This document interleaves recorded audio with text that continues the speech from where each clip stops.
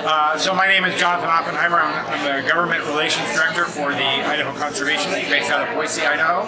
And one of the things that the Idaho Conservation League has been working on recently has been looking back at some issues related to wastewater management in Idaho. And what I'm specifically talking about are wastewater treatment plants in Idaho. And what we found was that over a 3-year period that we looked at from 2014 through 2016, there were nearly 2,000 violations of the permits that had been written to govern how those wastewater treatment plants were discharging their effluent into Idaho's rivers and streams. And so that's a real concern for those of us who appreciate clean water, who want to have places where we can go swim with our family, where we can go boating, and where we can eat the fish that we might catch from those rivers. And so keeping those rivers and waters clean is critically important for Idaho's families and Idaho's waters. And unfortunately, as I said, there were nearly 2,000 violations of the permits that had been written for each of those facilities. And in particular in southeast Idaho, the community of Inkom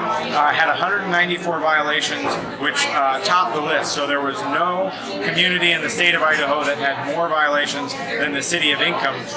And the city of Driggs was not too far behind with 134 violations. So just those two communities were contributing somewhere in the neighborhood of 1 out of every 5 violations that occurred in the state of Idaho over that 3-year period. And so we recognize that there's limited capacity for some small communities to get the money together to upgrade their plants to ensure that they can comply with the Clean Water Act and protect clean water, which belongs to all of us. And that's why there are funds, and there are revolving funds that the state operates that are available to help provide some of the improvements that these facilities need. And that's exactly what we would like to see in some of these, is to see them step up to the plate and ensure that their facilities receive the upgrades that they need to comply with the permits and to protect clean water. And the people that do that here are commissioners. It would be the county commissioner of a small community that has 200 registered voters. Yeah, city councils or mayors or county commissioners, and